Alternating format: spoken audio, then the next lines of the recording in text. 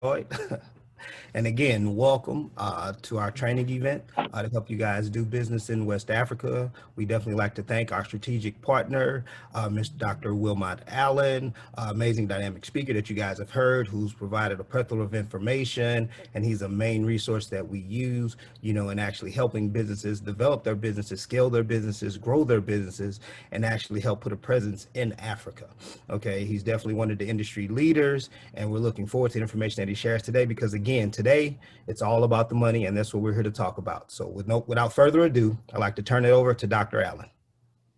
Thank you, Terry. Thank you to the MBDA Export Center and Business Center. It's a pleasure to be with you all to talk, yes, about money indeed. West Africa, we will be looking at Ghana, Nigeria, Senegal, Ivory Coast, but also South Africa.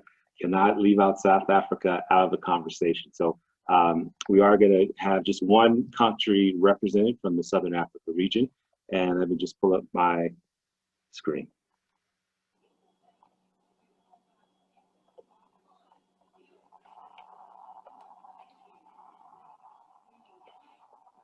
And we're not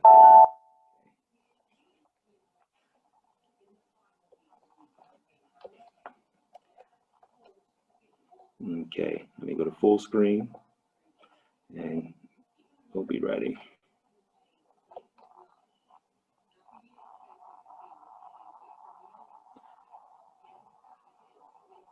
Great, so thank you again. It doesn't look like we're quite there yet. Okay, should be almost there. All right, we are.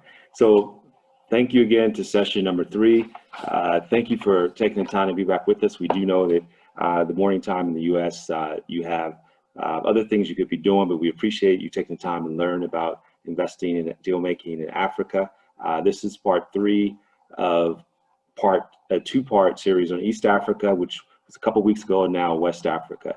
And I just want to give you a sense of what we've accomplished and discussed so far, macroeconomic trends to give you some perspective of the economic context in which you will be doing business. So that has looked at a lot of the economic indicators from GDP to labor productivity to inflation, et cetera. And we also followed that up with some deeper dives in looking at the country profiles economically of Ghana, Nigeria, Senegal, Ivory Coast, and South Africa.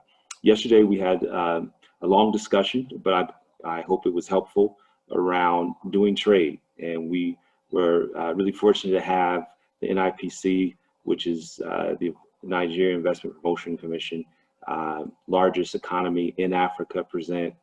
Then we got some perspective on doing deals with legal dimensions, legal considerations in mind, some insight into trade lessons, but really focus on how do you work with government in Senegal, and then finally looking at the country. We'll spend a little bit more time today, logistics management in South Africa. And today we are going to just highlight some of the things that I think are going to be important to kick off our conversation. And then we also will be moving to the case studies. We have a variety of investors who invest across different asset classes, from angel to venture capital to growth equity. And then we thought it's really important to balance this out with a perspective from an SME for partnership purposes. We're going to hear from Kisua in South Africa. And one of the things I do want to mention for the ladies on the phone and for the men who are enlightened, we will have some information, great information on an investor who invests with what's called a gender lens. So really taking seriously the importance of access to capital for women, talented women entrepreneurs, and that will come from with capital in Senegal.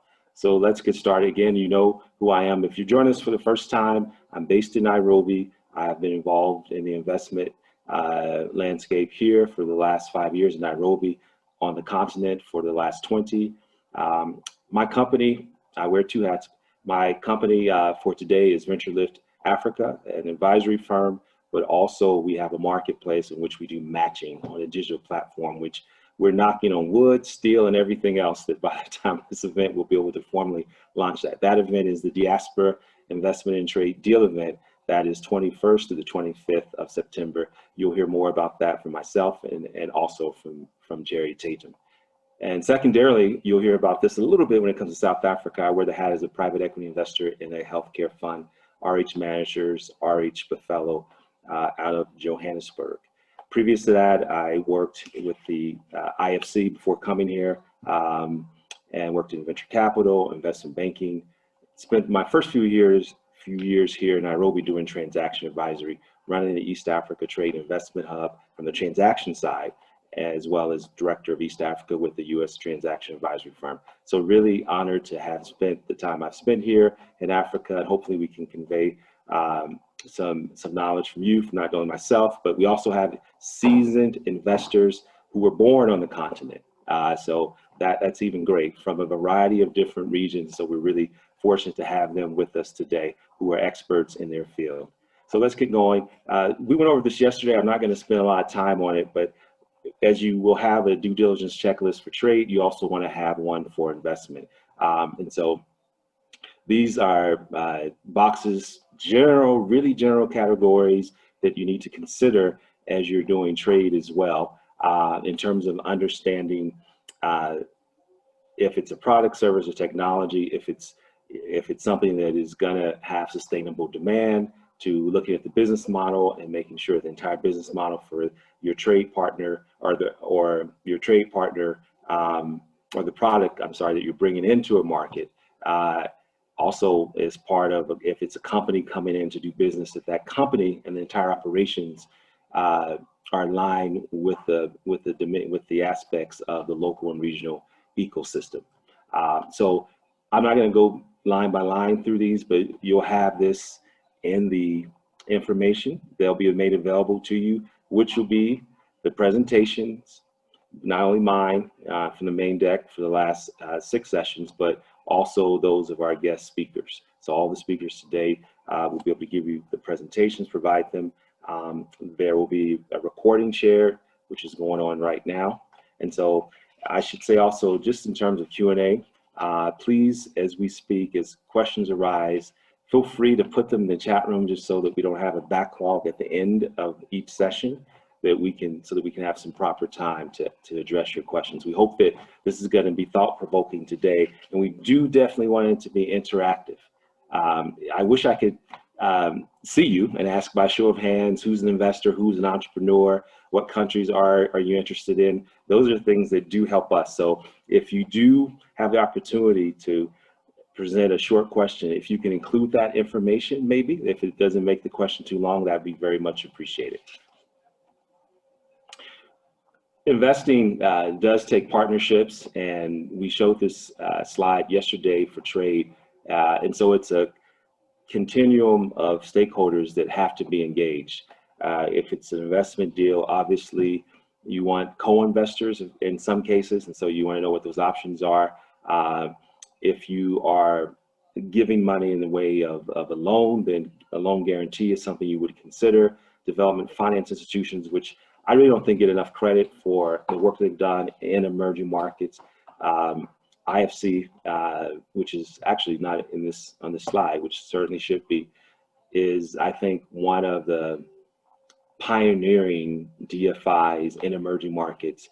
And there's a lot of excitement about impact investing, but I still would say the first impact investor was definitely some of the DFIs that were on the continent decades before that phrase has become popular. So we always want to acknowledge the great work they're doing, not only in investing directly into companies, but giving firms and funds capital to in turn invest as general partners. And trade finance is something that we talked about yesterday. It's really, really important. We have some banks that are involved in those. I'm sorry, the IFC is there under trade finance, should be under DFI. Deal sourcing, we spoke about this. It's the same information.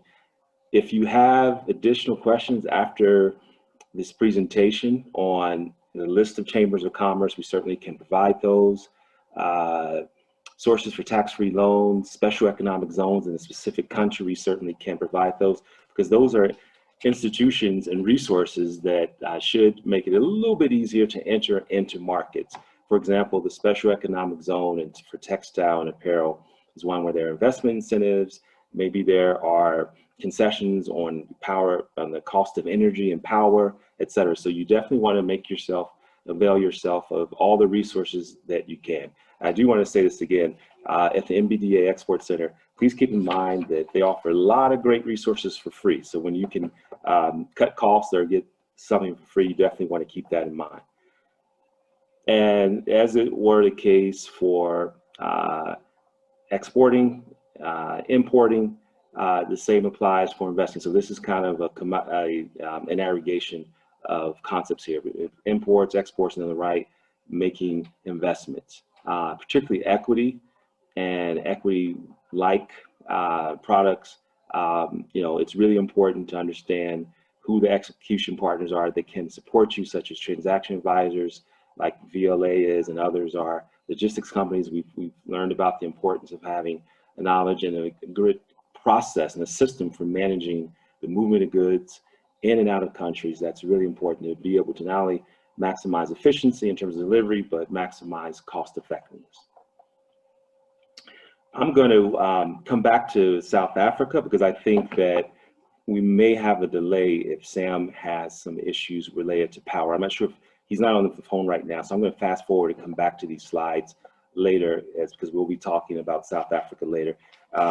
Last of all, I should say, and give the floor now to our first investor, who is one of the kings of Africa. We call him as an angel investor, Eric Osiakwan from Ghana, who is the managing director of Chanzo Capital. Eric, welcome. Thank you very much, Wilmot, and it's a pleasure to be on.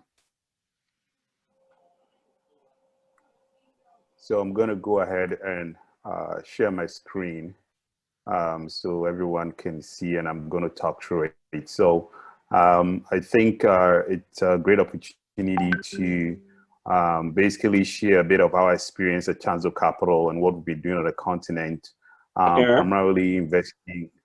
Eric, I'm sorry. Maybe, I'm not sure if you're on full screen yet. Doesn't appear to be from my view. Are you on full screen? Oh, okay. I'm going to go on full screen now. Okay. Sorry. No problem. So as Wilmot said, so I'm managing partner at Chanzo Capital. We currently have 3 other partners in addition to myself. We are Mauritius fund manager. We focus on venture, and we do now also setting up our growth fund. We've been around since 2005. And essentially, we invest in what we call the kings of Africa's digital economy. And that's what I'm going to talk you through. We believe that Africa is undergoing a renaissance, and this primarily has to do with technology. The adoption and use of technology in Africa is tremendous. Today, Africa has more mobile users than the US and most other parts of the world. And so we started looking into what are the elements of how mobile is transforming our daily lives in Africa. And that's how we saw the digital economy begin to emerge in Africa, where various sectors will begin to experience technology and its impact on fixing pain points, reducing friction, minimizing corruption, creating efficiency, fixing bottlenecks. And we began to see this in sectors like financial services, education, agriculture, etc. Then we zeroed in on which countries are really leading this phenomenon. And so through my investing career, I've been looking at this as, because Africa is really big. In a lot of ways, Africa is, 54 countries. And just for purposes of reference, Africa is so huge that you can actually fit the United States, the whole of the United States, into just West Africa. And then you can fit Europe into North Africa. You can fit Asia into the rest of Africa. And Mauritius, which is the small Indian Ocean island, is almost the size of the United Kingdom. So that's how big Africa is. And so investing in Africa means that you're going to be dealing with 55 countries. So it's not just one country that you're going to be dealing with, 55 different countries. And so it's important for you to be strategic and think about which countries are the ones that are more amenable to what you are trying to do. And so that's the same thinking that the same approach that we had, which is which countries are leading the digital economy. And we came up with 5, which we call the Kings, namely Kenya, Ivory Coast, Nigeria, Ghana, and South Africa.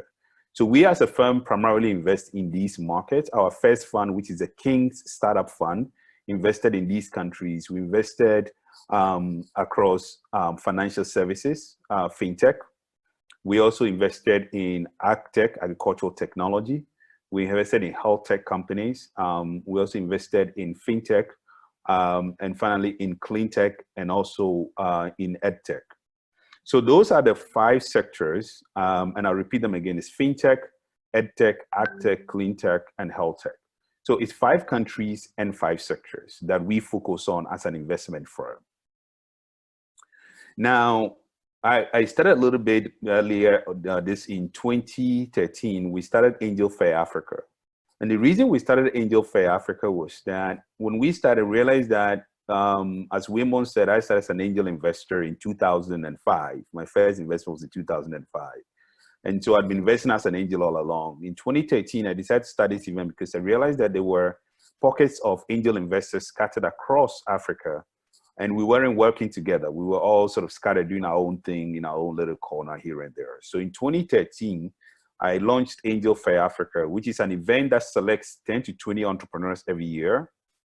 And then we invite about 40 to 50 investors.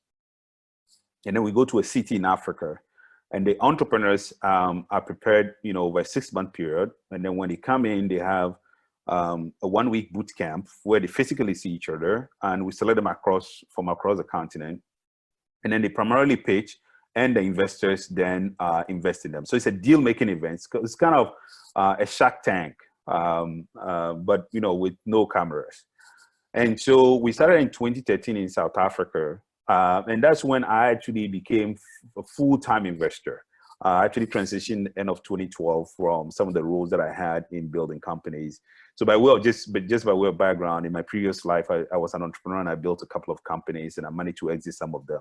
So most of the investment that I started doing were with my own capital that I made from exiting the companies that I had built. And for further reference, I built a couple of ISPs across Africa, about 20 different companies across 32 countries over my 15-year career. And so we started in Johannesburg, and then we went every year we go to a new city. And there's 3-fold objectives. Obviously, the first is to do deals. But the second was that I wanted to use this opportunity to get people to experience Africa. Because most of the time, people don't realize that Africa is so beautiful. And there's nature reserves, and there's everything else that you see everywhere else in the world is in Africa, and even better. Unfortunately, the narrative we see of Africa is always negative. So part of this was to bring people from around the world, from the US, from Europe. We invite investors from all around the world, and they get to experience the cities every year. So it's almost like a tourism thing, but also you do business when you go in there. And then the last objective is to really build the investment and entrepreneurship ecosystem across Africa. So we as a fund realized that if we build the ecosystem, obviously we can get better deals, and we can invest in better companies, and also we can have co-investors, and we can help build the investing community on the continent. So Angel Fair Africa is our event that we use to achieve that. So we've done this event over the last 7 years. This year we're doing it. We're supposed to go to Dakar, Senegal, but obviously because of COVID, on the 5th of November, we will be on Zoom, just like this event, and hopefully we'll be able to, for the first time, get deals done on Zoom. Over the 7 years that we've done the event, we've actually realized $23 million worth of investments, and also other deals like partnerships, trade deals, etc. And then we've seen one exit from our 2016 company. We were not investors in that company, but the investors in the company met them through our event.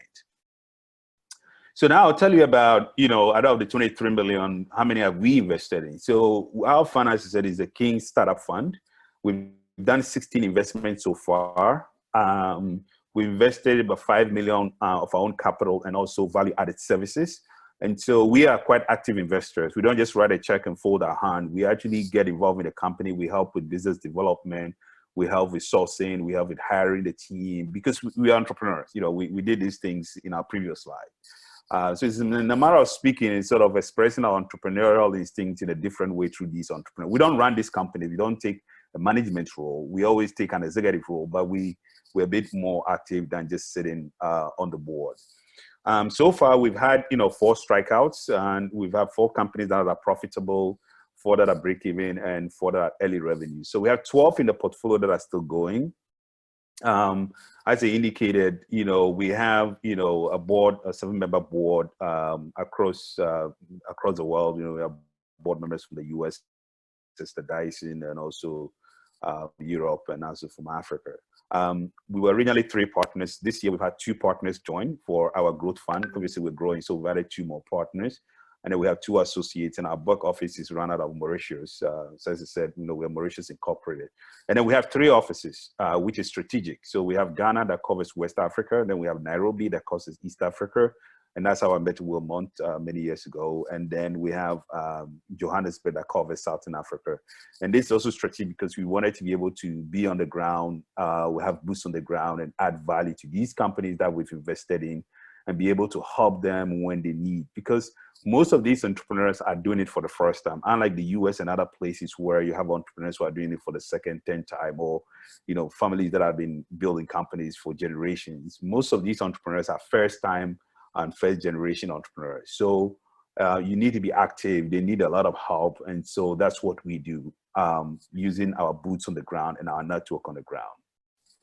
So now I want to sort of talk about one case study, which is sort of my first investment, actually, in a company called Haptel, based out of Ghana. And the story goes like this. I met the founders actually in 2003 when they were in their final year in college, KNUST. At that time, I had started something called the Ghana New Ventures Competition, which was essentially a business plan competition. And we asked the final year students to come into the competition. And then the winners, we give them the prize money, and the prize money is to start their business. So Alex and Ennis, who are the founders of this company, used to be called SMSGH. Now we rebranded it to Haptel, and I'll tell you why we did that in a second. So they came to that competition in 2003, their final year. They won, and they started a company right after college. And essentially that company kind of didn't work out, and then they started another company called SMSGH in 2005, in May 2005. And they reached out to me and asked me to be an advisor. So I've been involved as an advisor in the company. And actually, that's how my advising and investing career started. I didn't actually write them a check. What happened was they said, we want you to be an advisor and to help us. And the primary service at that time was commercial SMS service. So they took SMS, which is the short messaging service on your mobile phone, and basically thought that that could become like an email system for messaging, because in Africa, everybody has a mobile phone and everybody had SMS. Not everyone had internet and not everyone had email. And so they said, if we can use this SMS that everybody has, we could actually use it as a commercial service, as a form of email. So that was kind of the main business thesis. And the company's name was SMSGH, where GH stands for Ghana. So they essentially launched the company in 2005. And in the second year, the company broke even. In the third year, the company became successful. Now, throughout that period, they kept asking me for money, so, startup life, end of the month comes, they don't have money, so I'll put them some money, etc. I didn't know that what I was doing was angel investing myself, So in total, I'd put in probably about $150,000 over the period of helping them out. The third year, as I said, the company became very successful, became profitable. And between 2007 and 2010, the company grew. We essentially, built our own office. And then in 2012, we decided to expand into Africa. The company primarily has been growing 55% year on year. Currently has, active subscriber base of about 60K users.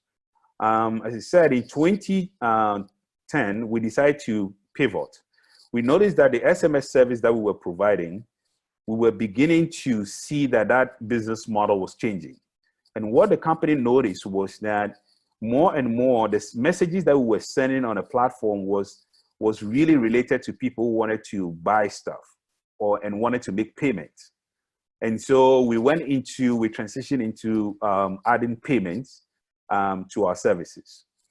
And most of our customers were largely mom and pop shops. So in Africa, a lot of businesses are mom and pop shops. And so these mom and pop shops are, are mostly family-owned businesses, that employ one or two people. And mostly they are doing some of trading. They're buying something and they're selling. And then you have those who are manufacturing, either they're doing clothing like what I'm wearing. I have a designer who does this for me, he's from Ghana, and they're trying to sell it, and most of them have physical storefronts. And so we realized that if we can find a way of bringing them online, we can really enhance your business and we can help them make more money. And in the process, we can make money as they make more money. So we started taking these customers that were using our SMS services and then started providing them with, first an inventory service, an inventory software, and the inventory software allowed them to basically run their business using some form of software.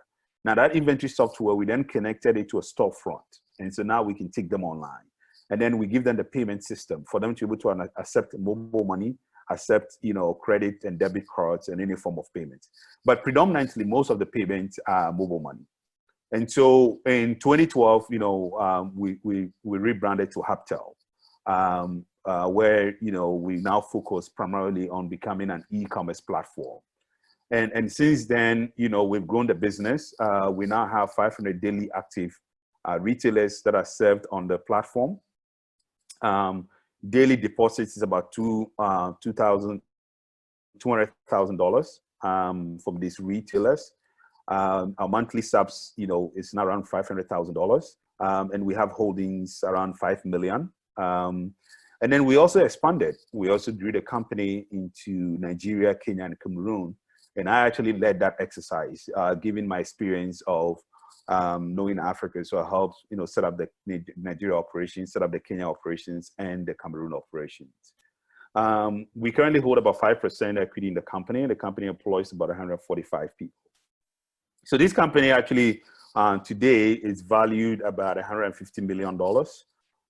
So it's the most successful company in our portfolio. And we were there in the beginning. And like I said, I met the founders when they were in college. And this actually exemplifies the African story of the 21st century, where the youth who make up 70% of Africa's population are actually taking to mobile and the internet to really express themselves and create companies that we believe are going to be the next Googles and the next Amazons of the 21st century. And so, ladies and gentlemen, Haptel is one of our companies, and I'd like to conclude with kind of some of the lessons that we've learned, doing this. I think Wilmot wanted me to share some of, what we think, has been lessons. So the first is sort of, as pioneers, you'll be learning on the job. So if you're coming to invest in Africa for the first time, or you want to do trade deals in Africa, you must be ready to learn on the job. In other words, you must be ready to learn a lot of new things. Africa works differently from the US. The nuances are very different.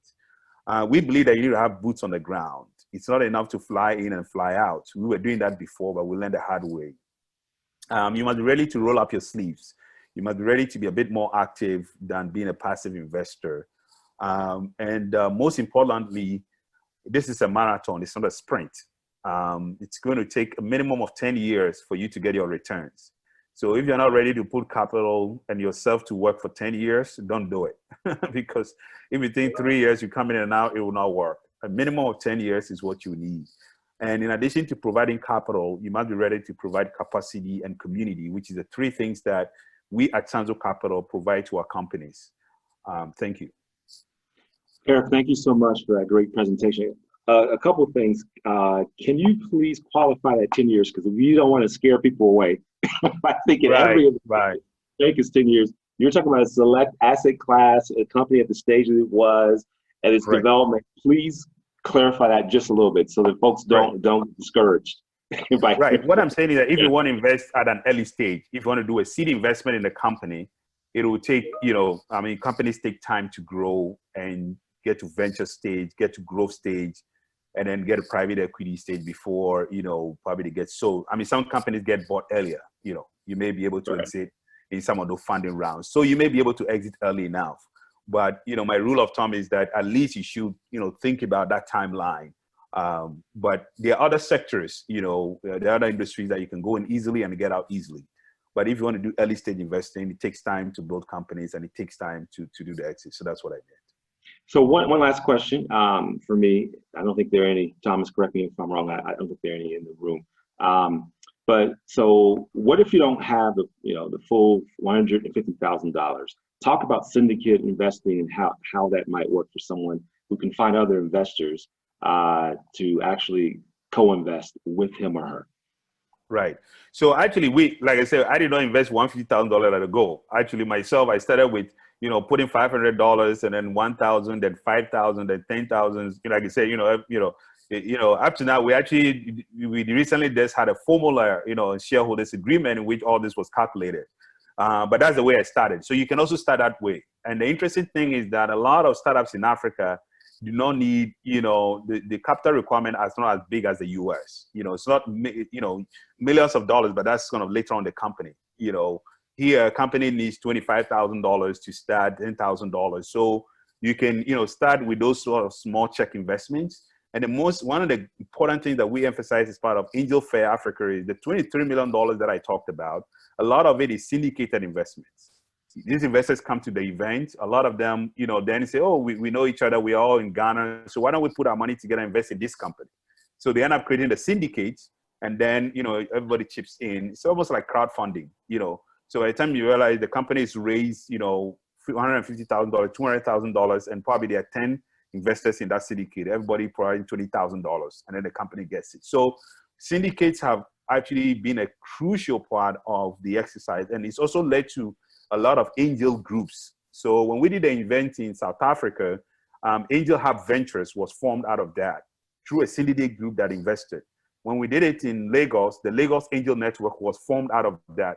They had actually started a network, but they hadn't done any deal. So he came to our event and they saw two companies they wanted to invest in. They came together as a syndicate and did their first investment in those two companies. And then actually in their case, they subsequently adopted that format. So the Lagos Angel Network has what they call Deal Day.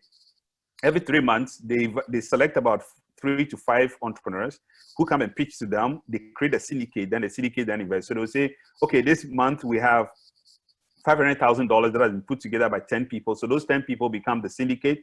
They make the decision. The entrepreneurs come and pitch to them and invest. So that's another way of getting involved, creating these small syndicates, putting money together, and then deploying them. Great. Thank you. I want to say to our U.S. attendees that VentureLift, in partnership with others, and we certainly will be leaning upon Johnson Capital, is forming a U.S. Diaspora Angel Investor Network, and we'll be raising capital as well. So if you're in the United States, please reach out to us. We want to talk to you if you're interested in becoming an angel. And the way we work is just as he said, very collegially, where you have to have not just general local partners, but local angel investors who can help guide you into the continent, and just as he related some lessons learned, help you to avoid a lot of bumps along the way. So thank you so much, Eric. I know you have to run, but we appreciate it. You all see his contact information on the screen there. One of the kings of Africa, my friend Eric. Good to see you, man. Thank you. Good to see you. Thank you too. All right. Pleasure meeting you. So we're going to now go to Senegal and speak with Evelyn Dio, who is the managing director of WIC Capital, which is the first investment fund to exclusively target women-led early stage businesses. Like Eric, she's a heavy one as well. Before this, she was involved with a sovereign wealth fund, which is a state-controlled institution that manages billions of dollars. So to our friends on the call yesterday who said, you know, we have a lot of money to invest, we want to hear about that. Sovereign wealth funds can be co-investors. There's a company called Fonces, and so she has the variety of experiences as an investor. Welcome, Evelyn. Thank you, Wilmot. Thank you for having me. I'm happy to be here. So no need to present myself. So I'm the managing director of WIC Capital. WIC Capital is a syndicate fund that was set up by Women Investment Club to support women entrepreneurs in Senegal and Cote d'Ivoire.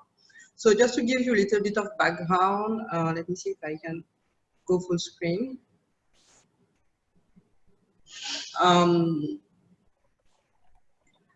We actually realized that in our countries, in a country like Senegal, we do not have enough women entrepreneurs. Women are 52% of the population and only 31% of entrepreneurs. And when they are entrepreneurs, they really operate at a small scale. Women-led businesses, women entrepreneurs, 99% of women entrepreneurs of women-led businesses are small businesses with less than 200,000 USD revenue per year. And they have a lot of difficulties to scale up and to access finance in order to scale up. This is due to the fact that because of their small scale, they have issues accessing key resources like HR, market intelligence, advisory services for market intelligence, for example, quality, technology also. And because of that, they are not a right target for the traditional financing system like banks, and they are also too big for microfinance. So because of that, there was a group of women. At the beginning there were 4, we are now 86. We formed the Women Investment Club. We joined our forces and we invested together in order to bring to these entrepreneurs the capital they need and also the technical assistance, the business support, and the networks. So in this way, the message is really similar to what Eric said. When you invest in small businesses and in early stage businesses in West Africa, you cannot just provide capital, you have to provide also the technical skills, the technical supports, and the networks. So this is really one of our strengths. We are 86 in Senegal, we are 20 women in Côte d'Ivoire. The idea is really to make our networks, our expertise available to the enterprises we are investing in. So we set up last year in 2019 the fund, WIC Capital, which is set up as in 2 parts. We have on one part the vehicle where WIC members and WIC Côte d'Ivoire members have invested, and also where the institutional investors will pitch in. The size of the fund is small. We are targeting a 15 million fund, but we started investing with our own money. We put in the fund a little bit more than 1 million USD to date, and we are going to bring a little bit more by the end of the year for us to make our track records. We invest in syndicates for each investment that you approve, that is approved by our investment committee. We pull extra funding from individual investors, people like you and me, who will put in tickets ranging sometimes from 5,000 to 20, 25. For now, we haven't defined any minimum ticket because we want to see how people are reacting. And for now, it has worked very well for the 2 investments that we realized this year. And there is a fund manager, which is WIC Gestion, where the staff is.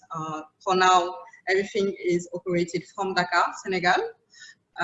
With our model, we rely a lot on the WIC members. So the idea is to rely on them doing the due diligence when we need certain technical expertise. We first look into our network before reaching out to external experts.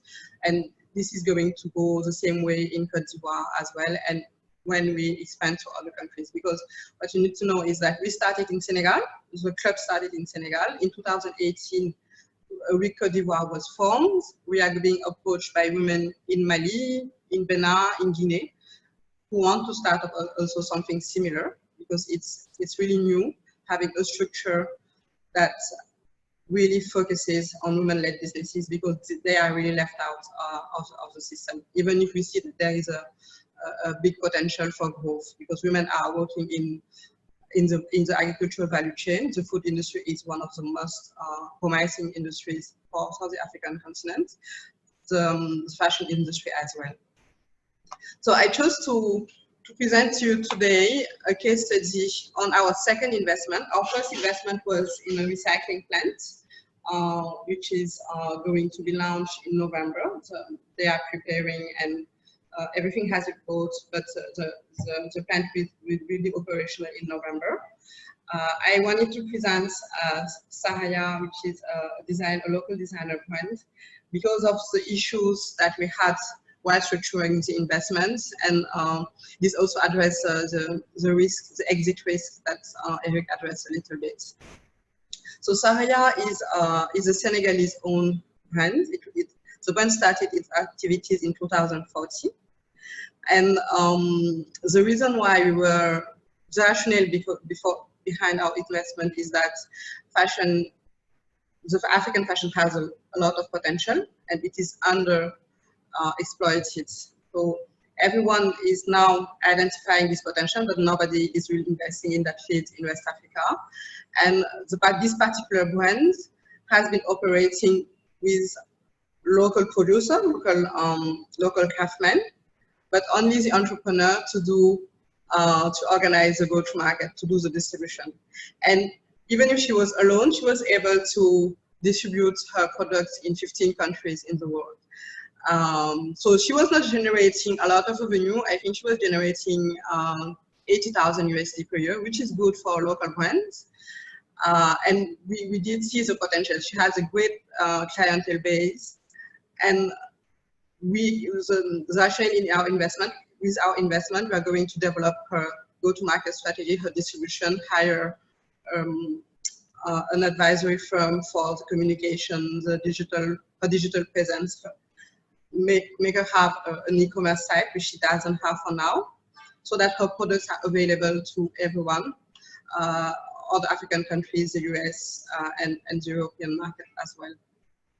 But of course, when you want to invest in the fashion industry, in a company like this one, even if you see the potential, the growth potential, you, as an investor, you ask yourself, okay, what is going to be my exit? Where am I going to exit? And we realize that there is a future.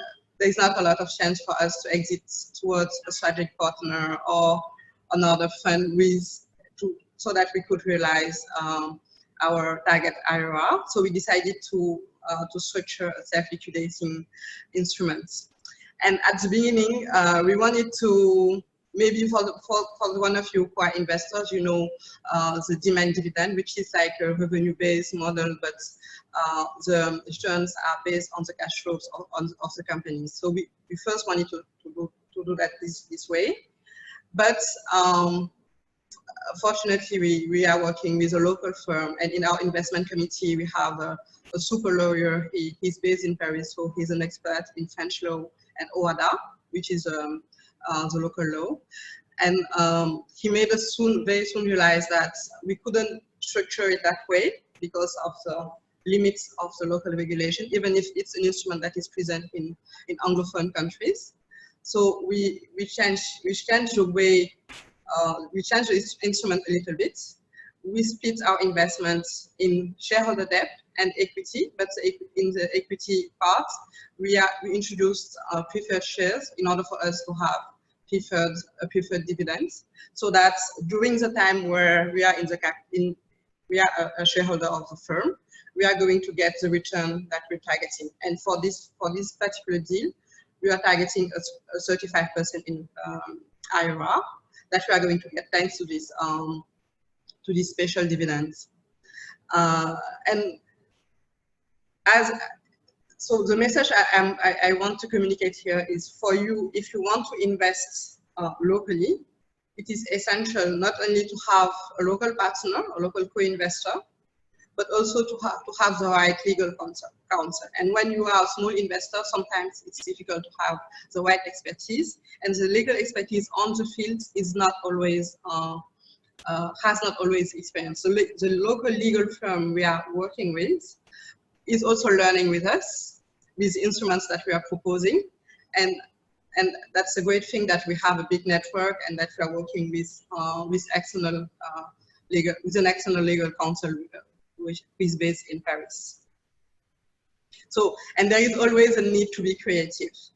And on the gender, another message I want to share also is that we do believe in the strength of women entrepreneurs.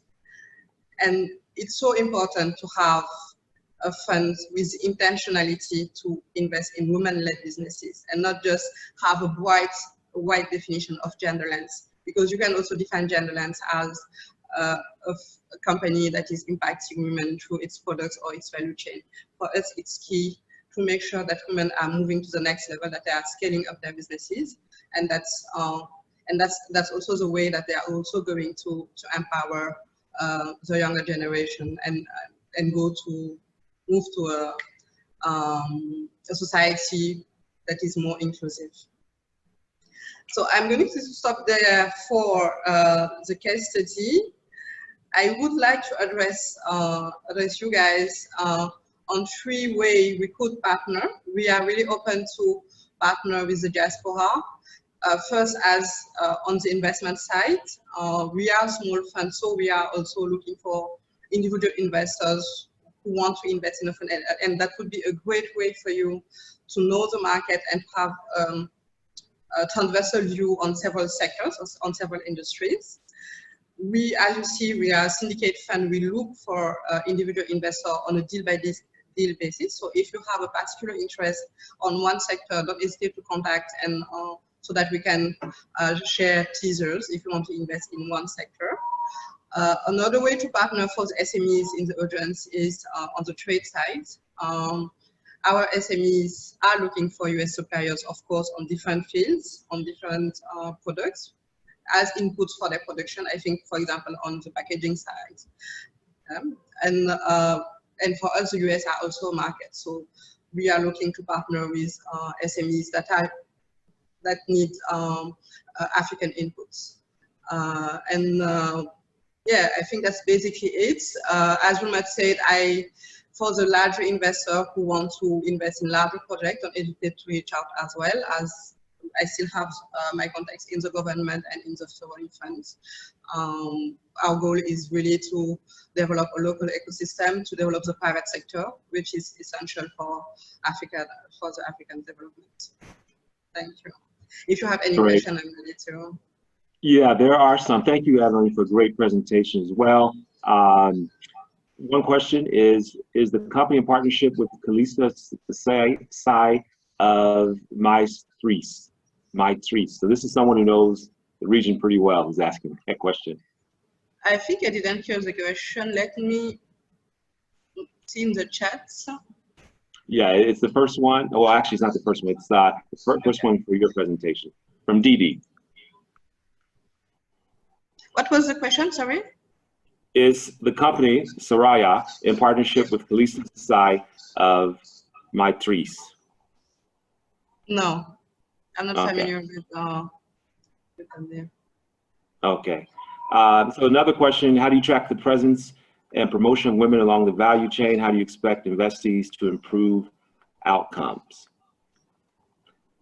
We do track the impact on value chains. This is one of our impacting indicators. Our impact tool is made so that when we doing the due diligence, we measure the volumes that you are generating, the trade volumes with your value chain. So we have the before and after situation, and each trimester and each year we compute the growth, and we see how the volumes you're doing with your value chain are growing, and also if your suppliers, so the women in your value chain, how is the gender repartition and how are the revenue also growing, and also is there going to be more formalization in this value chain.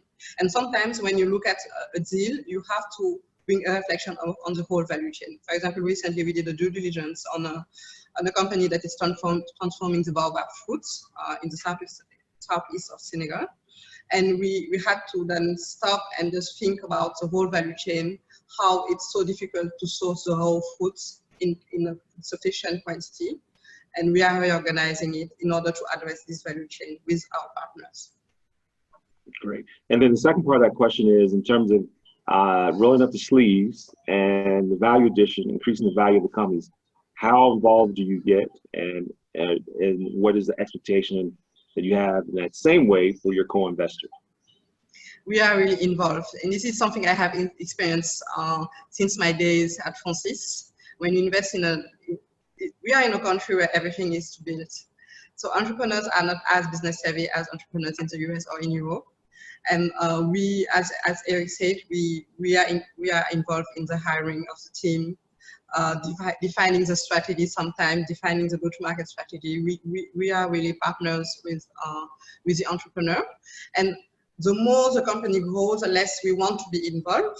The goal is really while we start up, just post our investment. After each investment, we have like a 100-day work plan for the enterprise to go to a certain level in terms of formalization, having the right processes, doing the right investment, hiring the right people. So during this period, we are really involved. And then our goal is actually just to be then to meet the entrepreneurs during the board meetings, or maybe meetings like monthly meetings. That's the goal. But for now, in our 2 portfolio companies, it's like almost weekly or sometimes daily calls. Yeah, but that's the job. I have experiences in bigger deals at Francis, but that's also why our job is so interesting, is that we have the chance to be like entrepreneurs ourselves. And for the Francis, for WIC case, what's the specificity is that we can rely on our network. We are allocating them mentors that can bring their expertise, even if it's not in the same sector. Like for a young entrepreneur to have a mentor that has already been developed a startup, it's priceless. So we also rely on this kind of support. And there's something I haven't highlighted. We just set up our technical assistance facility, the WIC Academy, which is going to organize, but the WIC Academy is for now focused on an investment readiness program. Because when you invest in young enterprises, in early stage businesses, investment readiness is an issue. So the Academy is going to prepare businesses that we identified, but it's going to prepare them so that we are ready to do due diligence and invest quicker. And then the Academy is also going to set up a shared service center so that these SMEs access like top-notch accounting, legal, fiscal services, also HR and communication. Great. One last question, and that is just in terms of your geographic focus for WIC Capital. Yes, as I mentioned, we are operating from Senegal. We are targeting Senegal and Côte d'Ivoire, and the geographic scope is going to grow according to the development of women investment clubs, because the model is to rely on a network of women. So for now, it's Senegal and Côte d'Ivoire. These are the 2 countries where we have a women investment club. And there is interest from Mali, Benin, Guinea as well. So these would be the next steps in the coming years. Let me just sneak one more in. And I think this is a really important question, because I think there's a perception when you have new networks of entrepreneurs that have been underserved, there's always the question around, oh, well, we can't invest in women because we can't find good women. We can't find in the U.S. It's a different narrative, right? How do you source your companies, and what do you say for those who do believe that? I think in Senegal, for example, if you want to invest tickets ranging from 1 million up, you won't find a lot of women, obviously. But if you say you're investing in startups and in early stage businesses with less than 5 years experience, there is a lot of business. So what we did, the Women Investment Club was formed in 2016 with in mind the project to set up the fund. In 2018, we organized a call for proposal. And the fund started with this 150 pipeline of companies that we exploited. And that was not the best source of deals anyway. Our active pipeline now is not coming from this call of proposal, but it gave us just a sense of the markets. And then I think what is super important for sourcing is government agencies. In Africa, an entrepreneur who wants to launch a business goes first to the governments. I think that's a effect. So we have a few government agencies who have a wide repertoire of entrepreneurs. So we are partners with almost 3 or 4 of them, and they are super important for if you want to reach rural areas. We are based in Dakar. I grew up in Dakar. I know the rural areas, but not that well. But if I want, for example, that deal in Tambacounda in the southeast of Senegal, that was a government agency that put us in relation. because they are first looking for help, grants, technical assistance, and then when they have the information that there is a fund, they can come to us. But at the beginning, they didn't come to us. And that now that we are announcing our investments on social networks, on social media, they are trying to have our contacts and going on the site to propose their businesses. But partnerships with government agencies. We developed also partnerships with accelerators, local incubators as well. But I think the best source is government agencies. And then our networks. Great. Super. Thank you, Evelyn, so much. We really appreciate it for that wonderful presentation. And do you have a slide with your contact? We certainly can pass on. Yes, you don't have... I have. I don't know why. Do you see my screen? Yeah, there it is. Okay, yes. So you see Evelyn's email address. Her phone number will be +221. And my WhatsApp number is here, so don't hesitate to drop a message. If you want to invest, if you want to have a trade partnership with portfolio companies, we are open. Great. All right, we're going to move to another asset class, growth equity. So these are larger deals, and the company is African Invest, and the investor is Sheikh Diallo. Sheikh, are you with us? Robert, do we have Sheikh with us? He's on, but he's on mute. Okay, so great. So Sheikh works with a great company, African Invest, which invests across the continent. Traditionally has been a growth equity investor, now has ventured into more early stage investors, but one of the premier private equity shops on the continent, I think, in the world. I became familiar with them when I was in the private equity group and at the IFC, and have been very impressed with them as since that time as an LP, and now having known not only Sheikh, but his partner here, George Odo, and Nairobi. Very good people, very good fun, well managed. Sheikh, welcome. He's still on mute, Sheikh. Okay, so Robert, someone should be able to unmute him, right? So let's see what this is Thomas. This is Thomas. So I'm not. You can't do it? Yeah, fortunately. Let me just call him. Okay, there he is. Yeah, just unmute him. He should be ready to go. Yeah, okay, great. He's still talking, we can't hear him, so maybe it's his volume. So he's not muted, maybe it's his volume now. Sheikh, let me just try to call him. Let me go off camera and try to call him. So I think it may be a technical issue with his system. Oh, there it is. All right, Sheikh. Hello, you hear me? Hi. Yes, we can. Welcome. Great. Great. So I just did your introduction. I appreciate you joining us today. Share with you that you were with one of the premier private equity funds on the continent, I think, in the world. And now your company also has a division that invests in venture capital, more earlier stage. But you're here to talk to us about the growth stage investment. So Sheikh, over to you. Thank you so much for joining us.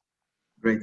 Thank you, Wilmot, and thank you all for being here, and thank you for this invitation.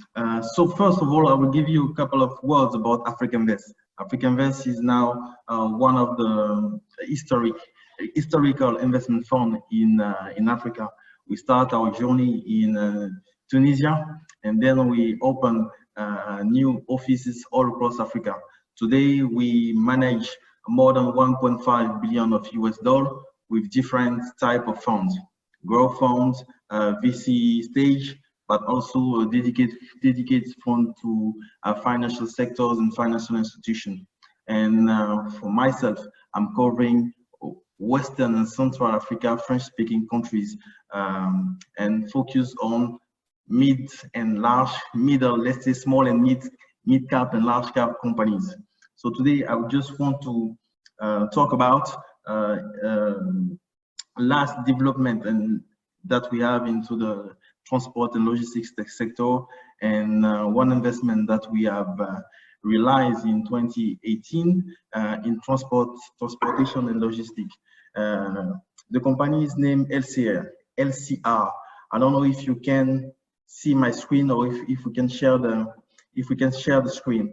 Let me try to show you the case studies. Okay. Yeah, if you're having problems, I might be able to do it from my side. You want me to give it a try? Yes, To share please. your screen? Okay, let me just bear with me for one moment. All right.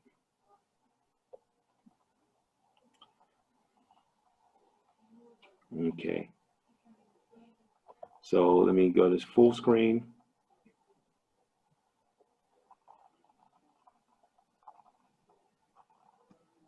Okay, perfect. Great. Let me just get this situated. All right, there we go. On to the first. This is the slide, Jake, right? Yeah. Yes. Thank you, Wilmot. We invest in 2018, like I said before, through our third Pan-African fund, namely African Invest 3. This fund has a total size of 270 euro million and invest into mid and large cap companies. In 2018, we do invest in Les Centaures Routiers, which is a transportation and logistic company based in Ivory Coast. Our investment thesis was growth capital. We do invest 12 million of US dollar as a minority shareholder in the aim of develop these structures. A couple of background. Centaure Routier was formed by Jean-Jacques Delsuc in 1953, and this company was specialized first in oil and gas transportation, and then developed new activities in beverages transportation, palm oil, and sugarcane. So basically, we are facing pure transportation of goods company with the aim to develop and transform from his transportation activity to logistic activity, because today we find out that there is a huge gap in logistic activities in West Africa, and African Invest has already realized this type of investment in North Africa with San Jose Luis, in North Africa with TMF, and the investment thesis was to strengthen the activity to turn from a pure transportation company to a logistic company. Our investment impact highlights were on many areas. First, we focus on governance, and today we improve the governance by bringing a new board member. We strengthen the human resources, but also the business monitoring, because when we are facing a mid-sized company in our region, most of the time the monitoring is not very accurate. So you need to be close to your investment to know exactly and accurately what could be the KPIs that you have to work on to create value. So we try to create value by different type of area. On the revenue growth, we also go to a diversification of activities. As I told you before, we were first focused on transportation of goods, but since the country is a kind of hub in the West Africa, we now go through new areas such as container transportation, such as project transportation also.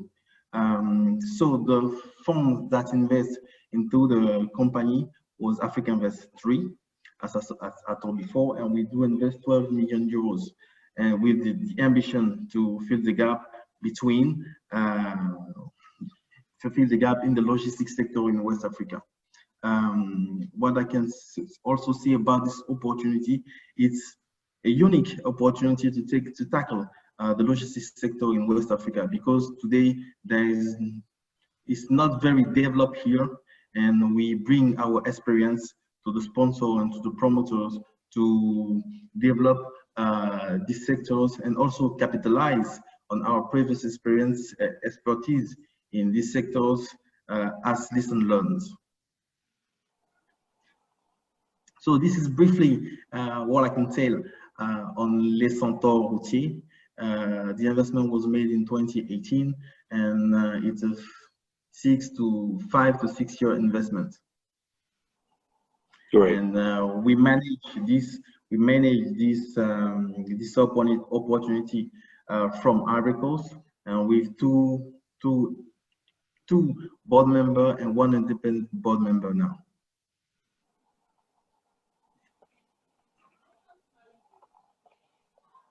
We also have a VC fund, which is called African Invest in Kate Innovation. That also invests in smaller companies, and also targets company in all over Africa, and focuses on innovation or artificial intelligence or mobile money or m-money. Super. Great. Well, thank you, Sheikh. Are you still going, or are you done? No, I'm done. I don't know if you have a couple of questions or needs, and feel free to. Sure.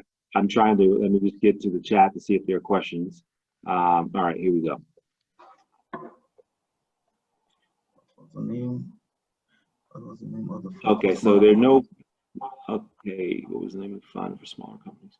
Okay, great. So I have a couple questions for you. So when you go into, well, you're there in West Africa, but I'm just curious, when you look at the sort of the competitive landscape, how did you kind of rationalize this investment? I assume, you know, in fact, it specializes in oil and gas transportation. That's a pretty competitive logistics business because of the structure of the economies there being more natural resource based. So can you talk to, for the benefit of our listeners, the process you go through to sort of assess the competitive landscape and make an investment decision in a field where there may be several horses to bet on?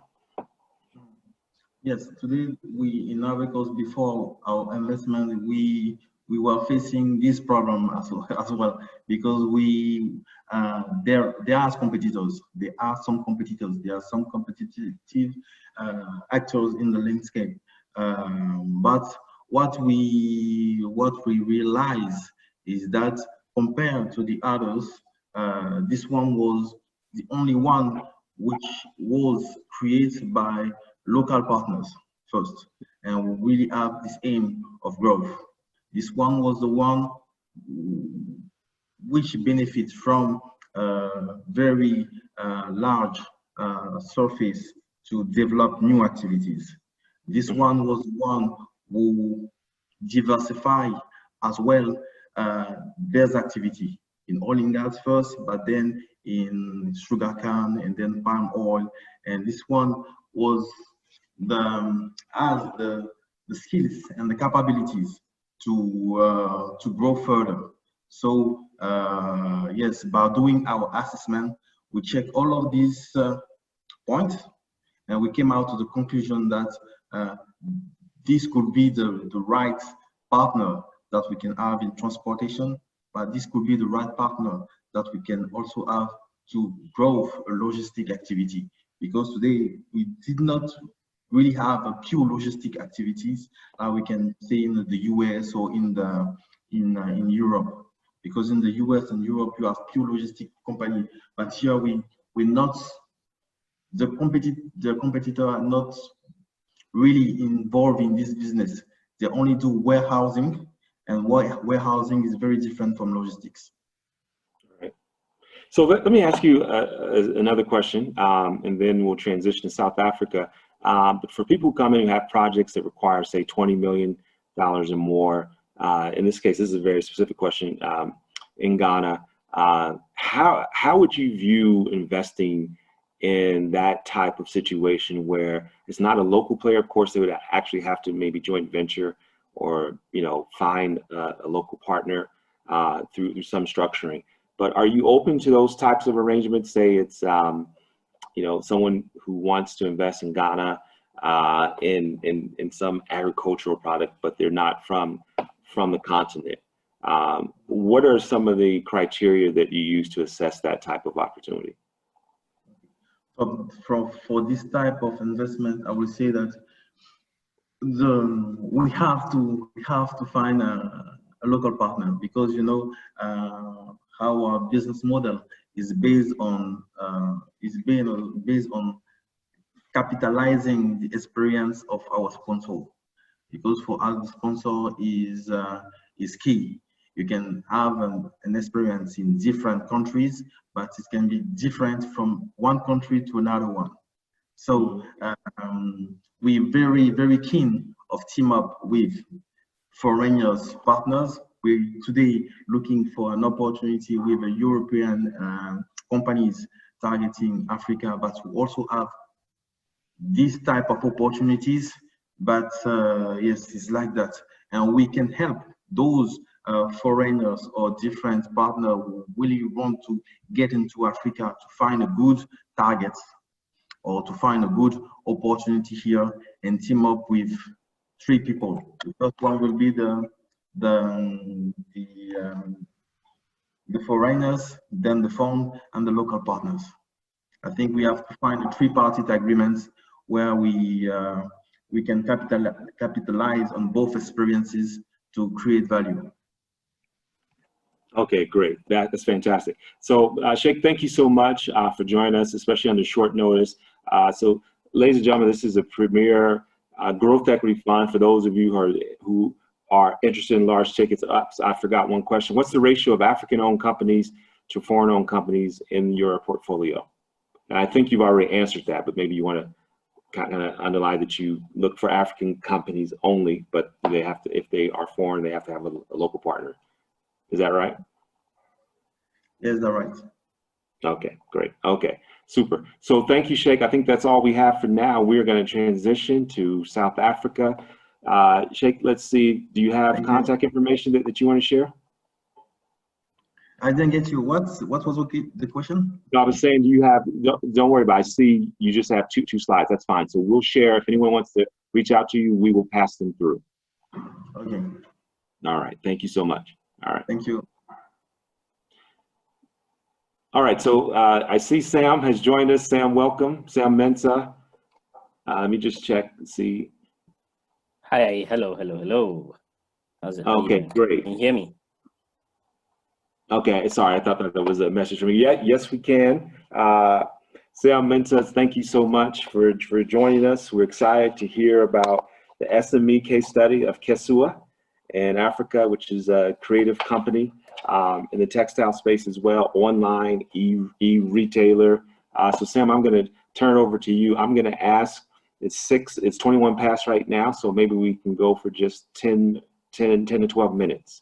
So that we have enough time to wrap up, and Terry Tatum has a presentation as well. But thank you for taking the time under extreme short notice, and take it away. Okay.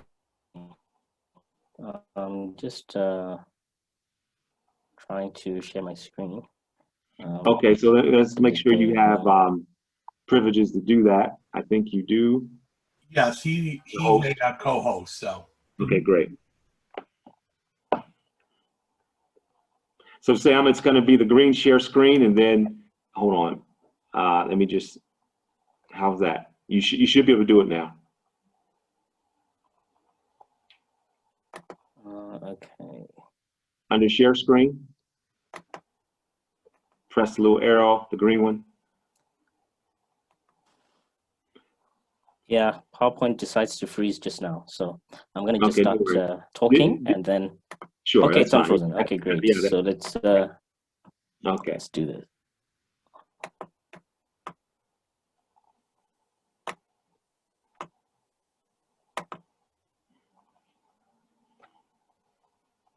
Yeah, and if you just want to talk us through it, that's fine. And what I can do is call up your website just so they can see your website as you're talking, just to save time, just so we don't run out of time. Is that okay? Okay, it's coming up now. Okay.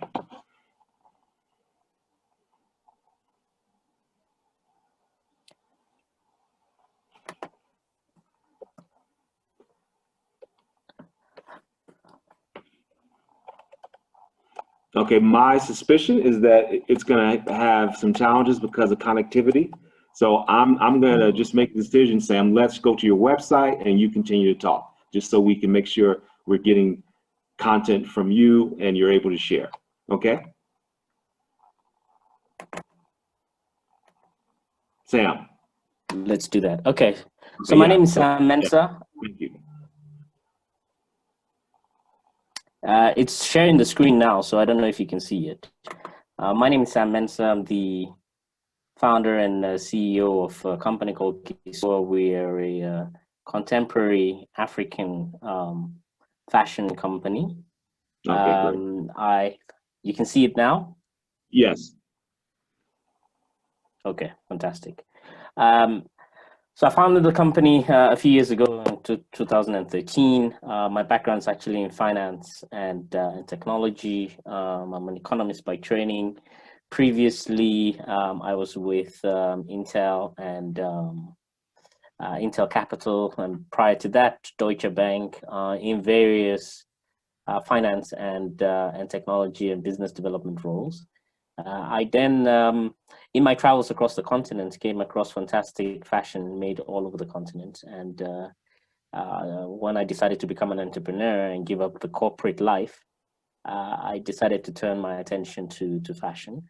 There's a huge potential, developmental potential on the African continent, and it's still greatly underserved as far as the supply chain and the business of fashion in Africa is concerned. So who are we as Kisua? We're a fashion brand that showcases Africa's brightest design talents to the world. We have distribution centers on 3 continents in Africa, the US, and Europe. And from there, we deliver and service a global customer base, including an African customer base. In the last few years, we have seen incredible interest in African fashion, and African fashion has gone global in the last few years. Big brands like Balmain, Louis Vuitton, Celine, major fashion publications like Vogue, Hollywood has embraced Africa, the African story, and so you see this overwhelming interest in Africa and products from Africa. So what we have done is we've built a Pan-African supply chain, and that Pan-African supply chain we source from countries all over Africa, including but not limited to Nigeria, Ghana, Burkina Faso, Mali, South Africa, Rwanda, and we sell our products. We manufacture, so we source materials, manufacture. Most of our materials are fabrics. The manufacturing takes place in Africa, in countries like South Africa and Rwanda, and then we sell the products all over Africa, and also all over the world. We have e-commerce as well as physical retail stores from which we service our customers. In terms of global media, we've gotten a lot of media attention. We've been written about in the New York Times, the Financial Times, Business Day, CNN have done a feature on us, and a lot of international fashion influencers have also worn our clothes, from Beyonce to Lupita. Just the other day, it was Gabrielle Union's anniversary, and she was wearing one of our dresses. So the brand has really become a leading voice in Africa and overseas on African fashion and global fashion trends. We collaborate. We work with major local and international clients. We also work with boutiques from all over the world. Yux Net-a-Porter, probably a brand you've heard of. And we have many partners as well, partners like DHL, MasterCard, the African Union. We also do a lot of work with the Nelson Mandela Foundation. We are their partner for merchandise, for clothing merchandise. So 46664 brand, that was Nelson Mandela's prison number. And it's now a fashion brand that, that we manage in collaboration and on behalf of the Nelson Mandela Foundation. Fashion creates jobs, it creates economic opportunities on the continent for women, for young people. The impact of the social impact is quite immense. About 70% of the supply chain, of the labor used in the supply chain, are women. So growing this industry in Africa has got very positive consequences and positive impact on women. Our supply chain cut across multiple African countries. Well, we also have a lot of young people who work in the industry. And important for us as a sustainable brand is fair pay and decent working conditions. So with our capabilities, we have developed technology that helps us basically trade and distribute our products to customers all over Africa and also internationally. And effectively, we have built what you can describe as a Shopify, Etsy, Farfetch for African fashion, where we provide online retail and logistics as a platform service to African designers. So that's I was asked to be quick. So that's a quick overview of Kisua and what we do as a small business, how we work with partners, local and international. So I don't know if there are any questions. Thank you so much, Sam. Very great company that you have. You and I met over a year ago, so I followed it, and congratulations on your progress. Okay, so one question to start: are you part of Fashionomics of the AVB? Yes, so we partner with Fashionomics. We have done quite a bit of work with them in the past. So yes, we're quite familiar with Fashionomics and we with the team at the African Development Bank.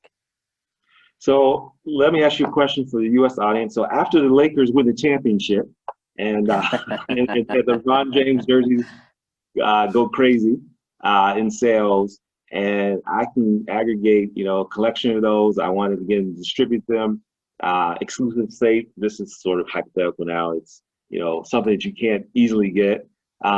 Is that a way that someone from the US can partner with you? That is to bring product to you through and have it distributed through your supply chain? Is there a revenue share? Is that something that you would be open to? Yeah, so it's not something we've done before in terms of sort of bringing in products internationally and distributing locally. But there certainly is an opportunity for us to do that. Most of our traffic has been kind of export, where we export to other African countries. So we have the expertise in selling to not just in South Africa, but also selling into other African countries. And in South Africa, we're also very, very well known. And have a very good understanding of the market. So we're always open to conversations about partnership. We're launching a new platform, as I said, which will enable people to trade seamlessly using our technology. So that's also an opportunity for collaboration. And that's great. That is, you anticipated our next question is about if you wanted to reach the U.S. market, what would be your advice to someone here who has a fashion line that they've invested in shipping back to the U.S.? I think you've answered that. You have supply chains that right now as well, right? In addition to this new property you speak of. Sorry, I didn't hear the last. We have in addition. Yeah. So how would you advise on reaching the U.S. market from Africa with a fashion line? Yeah, so obviously we have the expertise, and And the key thing is to have the logistics partnerships in place so that you can get the product to the doors of the customer. And that's what we do. It's all automated. We're integrated into various logistics companies, and we're able to seamlessly manage that process. Super. I don't think there are any more questions from the audience. Let me ask one. So in terms of your endorsements, I've seen you hang out with Oswald at an event. I've seen other things that make me think that this is something that's widely supported. What is it that you need now? Because, I think we want to be able to kind of, bring on the investors, but yours is a company that is an SME, and you've given us a good perspective on what you do, but not only for your clothes, but you supply chain services, if you will, for other products and other partners. But what are you focusing on now? What's next? What's your biggest need? Yeah, so our biggest need right now is we're raising capital for expansion. The main challenge we have right now is that we can't fulfill demand. It's a good problem to have. We have more customers and more interest in our products than we have the capacity to deliver. So that's a good problem, and so we're raising capital to expand. That's our greatest need. And in this sector, I'm not going to ask you any confidential information about margins or anything, but how has COVID, what is the outlook for your business specifically in light of COVID? What's the recovery timeline in your view? Yeah, so two things happen with COVID. The first, from a customer perspective, the first is that the customer behavior changes and customers are more comfortable shopping online because of the risks of going outside and risking contamination. Obviously, we've seen this trend across the world. So businesses need to be prepared for online sales. The other is the nature of the product. People are wearing more comfortable products. We've now invented a new category called loungewear. And so fashion brands are having to change the product mix and focus more on, products that are comfortable and easy to wear. So those are the two major trends we've seen as a result of COVID: the shift to online and customer preferences for more comfortable products. Great. Because nobody's going anywhere. That's great. If someone wants to get in touch with you, do you have a contact information slide? Or do you want to just maybe? Yes, it's actually here on the last slide. It's samuel.mensah@kisua.com. Yeah. Got it. Samuel.mensah@kisua.com. Is that right? Yes, that's correct. That's correct. All right. So, Sam, thank you so much. We really appreciate it. This has been informative, as have been the others. And this is a hot sector. Thank you. This is a really hot sector. It's taken off not only here on the continent, but across the world, especially in places like America. And I think that you have a very potentially strong customer base in the diaspora, as you already know, in the U.S. So we're hoping that this could make a valuable connection for Kisua as well. So thank you again. Thank you so much for having me. All right. Oh, hold on. We have a money question, Sam. So before you go, I didn't catch this one, but do you have a preferred method of investment into your company? So we typically do convertible loans. So these are loans that convert into equity. Okay. Got it. If somebody's interested, they can contact me, and I can kind of share a lot more information about how we do it. Yeah, that's my friend Jay, who's down in front from the U.S. So I can put you two together. Thanks for the question. Fantastic. All right, great. Okay, well, we're going to transition. We have about 3 minutes until we transition to Terry Tatum. I just wanted to, let me just ask you to discontinue the share screen, please, Sam. I just want to go over just a couple more slides from my end. Actually, hold on. I'm going to do something very different. I was going to just give, okay, thank you. I wanted to give some perspective on South Africa as a market, because I do think that, in this session, we intentionally looked at West Africa more so than South Africa, and that was by design. But we don't want to underserve and misrepresent how big of a market South Africa is. If you're coming to the continent, most people say, hey, if you're from America, that is one of the easiest landing spots in terms of landing places on the continent, where it's very developed. 4 of the top 10 richest cities are there in South Africa. Great infrastructure. There are challenges, just as there are with any place across the world. There are challenges there. Obviously, there's recovery efforts going on here across the continent, but please continue to have an interest in South Africa as well as West Africa. We think the countries that we've shown you are promising, going through the recovery again, but very much promising, have promising fundamentals. I'm going to end this time, if I could, just by giving a highlight for those of you. I think let me see how long this is. Yeah, it's 2 minutes, I think. Let me just play this video. This is from USAID. It's a summary of some of the things we've talked about demographically and otherwise that hopefully will keep you engaged in Africa and taking action. Prosperity. With a population of more than 1 billion people expected to double by mid-century, Africa offers an enormous potential market. And while the rest of the world is aging, Africa is young and getting younger. According to Deloitte Consulting, 200 million Africans, about 20% of the population, are between the ages of 15 and 24, a figure expected to rise to 321 million by 2030. The global workforce may be shrinking, but Africa's workforce will soon number 1.1 billion people, surpassing that of China and India. Young Africans are also consumers who want the latest products, services, and technology.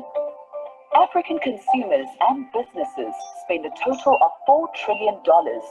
By 2025, McKinsey projects that household consumption will reach $2.1 trillion and business spending $3.5 trillion. The World Bank currently projects that 6 of the world's fastest growing economies will be in Africa. Analysts at the International Monetary Fund expect Africa's GDP to expand even faster. Immense opportunities await international businesses and US investors ready to embrace new frontiers. This is Africa's time. Will it be yours?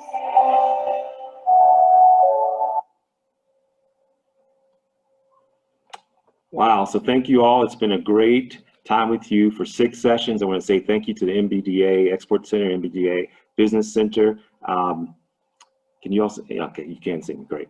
And thank you. If you have any questions, my information will be made available again. It's in the chat, wilmot@vlafrica.com. We're happy to continue to work with you.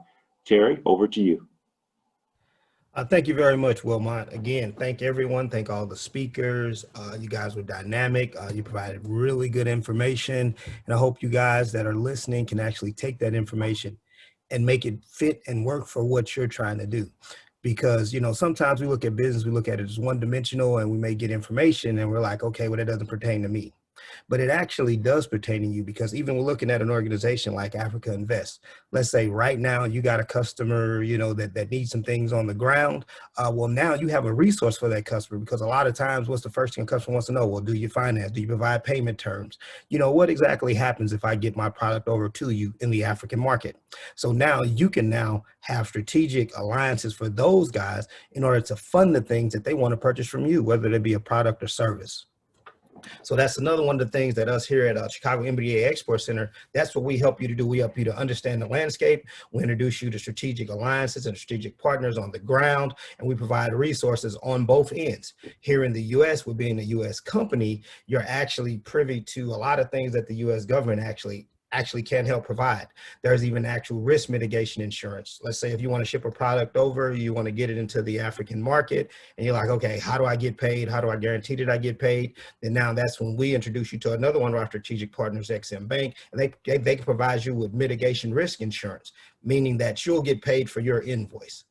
You know, so there's a lot of things that can be put in place. And of course, we didn't have all the time in the world to go over everything, but we wanted to hit on some really key factors and some really key resources on the ground to not only help you, but to help your potential customer when it's time for you to actually do a deal. As I posted earlier, we have a trade mission coming up, which will be taking place September 21st. I'll just share my screen with that.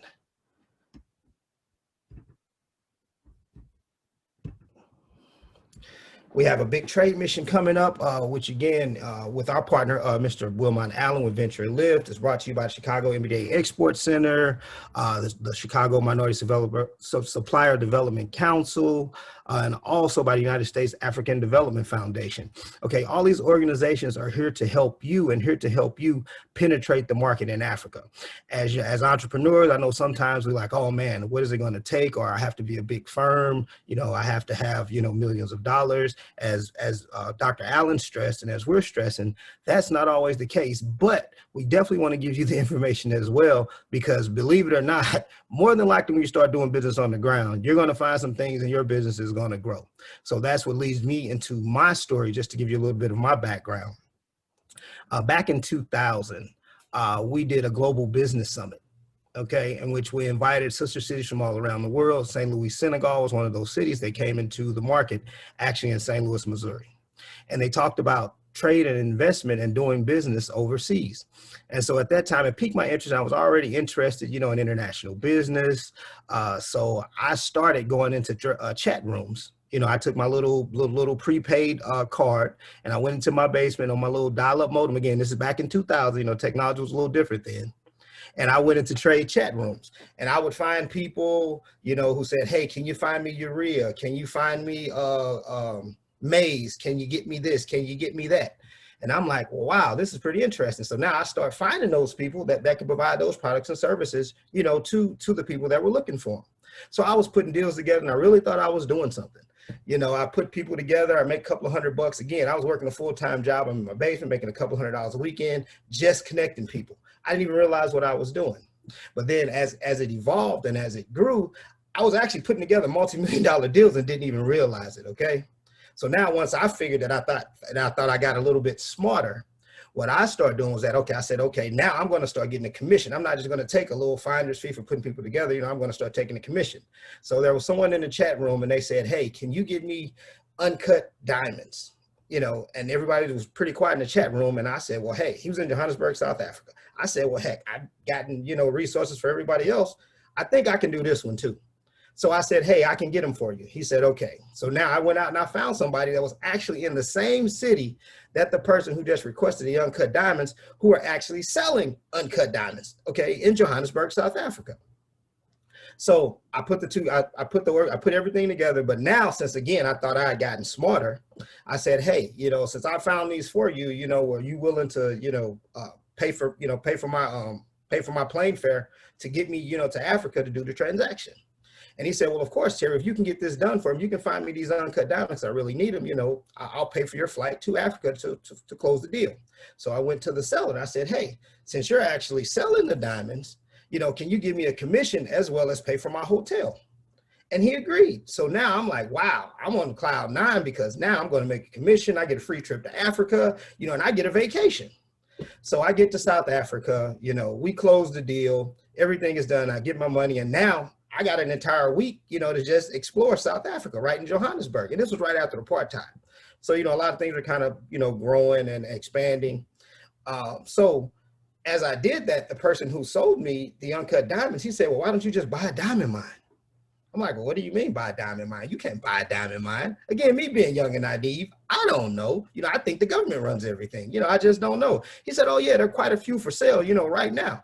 I said, no, there's no way. So we took an entire day.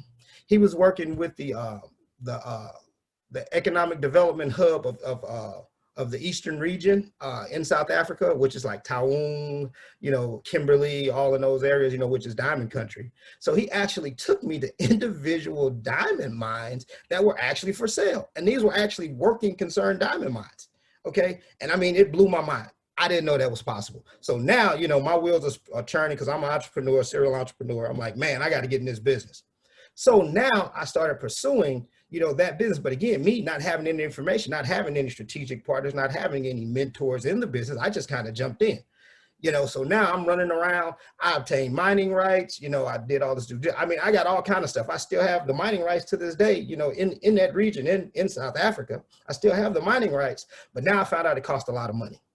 So now I'm like, okay, how do you get the money? And again, I didn't know. Went out on the internet, looking for different, funds. And at that time, they were investing in gold. They weren't investing in diamonds. And I'm like, man, this is crazy. A big opportunity, but I didn't have the resources nor the organizations to help me because I didn't know about MBDA at the time. So now, fast forward, I'm trying to raise capital to get these things done. And in the meantime, people are like, hey, can you get me this? Can you get me that? You're from the States. So I would get them, I would get stereos, I would get TVs, and eventually that evolved into cars. So now I'm getting cars, and now eBay's come along, and, instead of just getting them out of the newspaper, now I'm getting them off eBay, I'm getting them off Craigslist, and I'm selling these cars in Africa. So I say, well, I get a dealer's license in the meantime. So now I can actually, increase my profit margins. So I did that, and now I'm an exporter of cars. Then now that brought me into the market of actually Ghana, because they actually drive on the same side. Okay, so now I'm in Ghana and I'm exporting cars over there. And then now I find out that car parts are even bigger than cars. So just to kind of show you just my transition of where things lead over a time period. So now that I'm selling cars, I'm selling car parts. So I was like, wow, if I got on the ground, I can really do some things here, because I made a lot of alliances, a lot of guys on the ground through my customers, through people actually, helping me, and people I start paying to help facilitate things. So I don't always have to, physically be there. So that I ended up getting a local business license, taking on a local partner. And now I actually have a shop in Ghana right now that actually sells used car parts and cars. So again, along while I'm doing that, more opportunity that we talked about. Start finding out about government contracts, start finding about the development, and I see how big this emerging market is in South Africa, in Ghana, in Senegal, how all these things work. So now I'm starting to get into development. As I'm getting into development, I'm getting into expansion of my other export business. Now I'm exporting to Senegal. So now you got Ghana, now you got Senegal. So now open an office in Senegal. Well, now as I open the office in Senegal, because once you get something done in Africa, word travels fast, that you can get it done. And, being from the US, once you can get it done, now everybody wants to give you a call because they need things done. Now, all business is not good business. So again, you have to be strategic, in what you pick and choose to do. So now that I do that, now that I understand, now that I have a foothold, and now that I'm starting to understand the business climate, now I get in position for development deals. And now I have a huge development deal. Right now, already have the MOU signed. We're in the final stages. We're preparing, all the financing, and we're getting things done. And all of this started literally from just brokering a deal, putting two people together in South Africa over 20 years ago. So this is where I'm now. It took 20 years, but now I'm here. Made a lot of money along the way. And I've just like we all know as entrepreneurs, even lost money along the way. But my overall education and the money that I made clearly outweighs exactly, the money that I lost as far as stumbling my way through this process. But then right toward the end, within the last few years, what happens? I meet the MBDA Chicago Export Center. And guess what they taught me? They taught me actually how to do it the right way. They introduced me to resources like XM Bank, DFC, things that I had no idea, because I was going in my pocket, taking 50,000, 60,000, 70,000, 80,000, taking this, buying goods, shipping them over there, and getting paid, doing it that way. But then I found out that there's organizations that can help you get the capital and get the resources that you don't even have to use your own money. And then not only do you not have to use your own money, you can actually get that product or service insured to make sure you get paid. Because now the other thing is, over, in Africa, they're like, hey, we need you to get it here before we pay you. And you're like, well, I need you to pay me before I get it there. Then now there's the stalemate, right? Now it's like, okay, what happens? Well, now I've learned how to create an environment to where as the customer secured, as well as me as entrepreneur secured. So now those are things that we're teaching through these different information, these training sessions, these trade missions on how to get that done and how to get it done the right way to help mitigate your risk. Understand what's going on the ground, because you can be a person that actually sells goods, to Africa, never steps foot on the ground in Africa, but you will be doing yourself an injustice if you do it that way.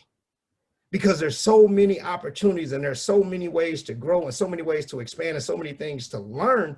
Because like I tell people all the time, Africa is like the United States in the late 70s, early 80s, okay? It's a place where people are now really happy to get good jobs.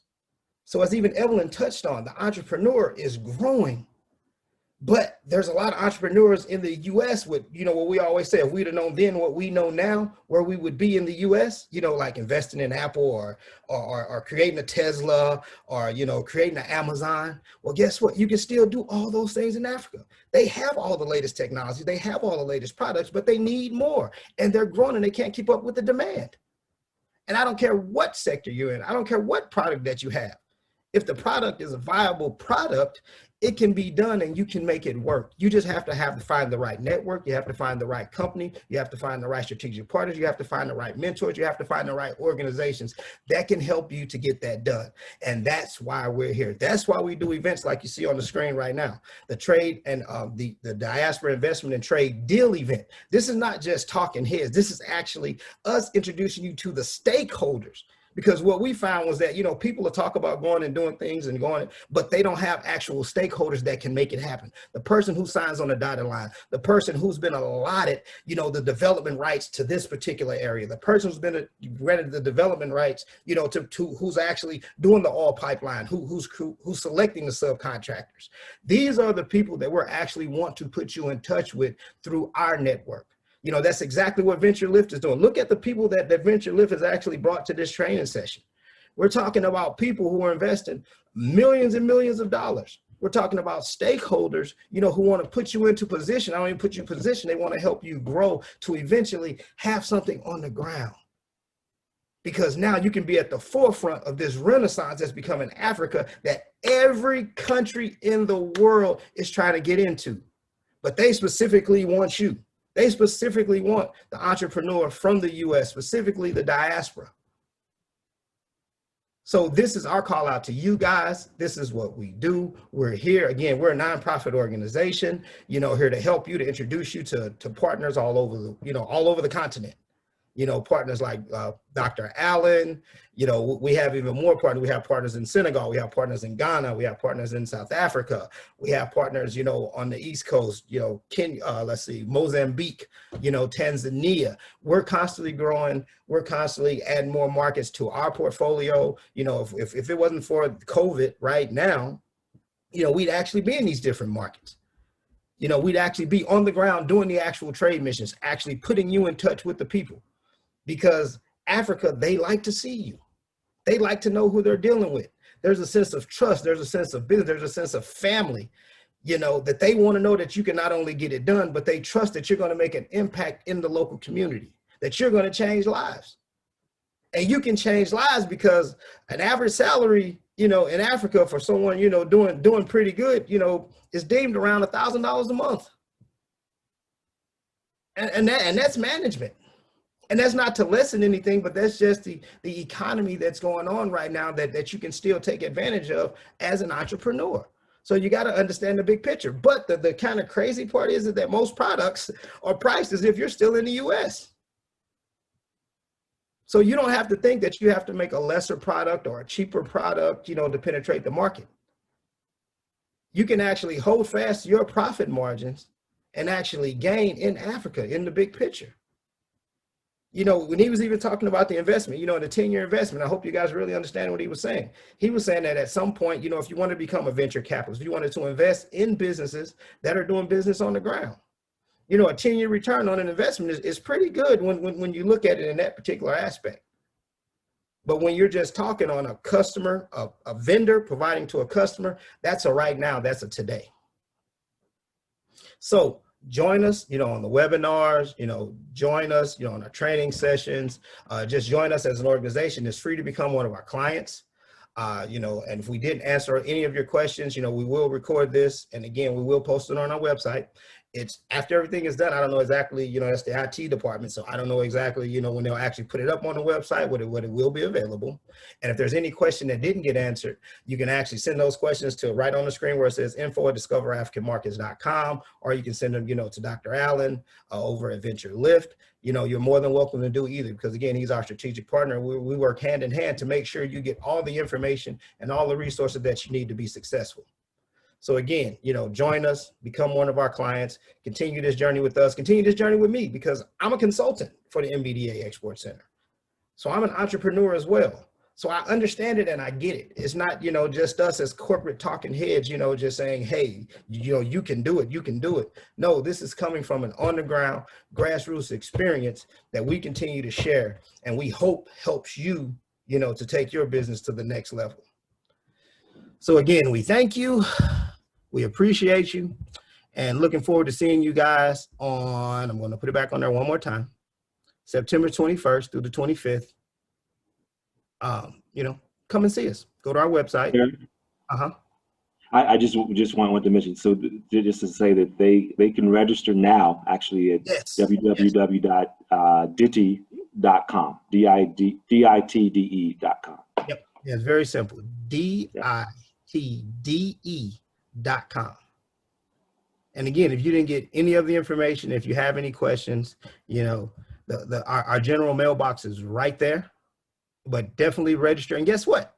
Just like our services, this virtual trade mission is free. And we've even secured Worldwide Technologies. We've secured the president of Ghana, Nana Adu, will actually be speaking as well, you know, talking about the different opportunities and talking about the big diaspora movement, you know, and what's going on in Africa right now. You can either, you know, get in right now, or 10 years from now, you can talk about, man, I had the opportunity to get in a long time ago. What if you could have got in when Bill Gates, you know, walked away from college and he decided to start Microsoft, and, you know, and the stock was dirt cheap? Or when Charter stock, well, which is Spectrum now nationwide, was 37 cents a share. You know, so those are just different things you have to think about. So, you know, put yourself in position, you know, take a hold of your business, expand your business, go to an endless global market with a customer base that's not only growing, it's eager to buy products and it's ready to spend money. You know, so hopefully you join us on this journey. Again, there's our information. Reach out to us. Thank you again for coming. Again, thank you to VentureLift. Thank you to all the great speakers. We appreciate each and every one of you. And we'll see you guys at our event on September 21st. Have a good day.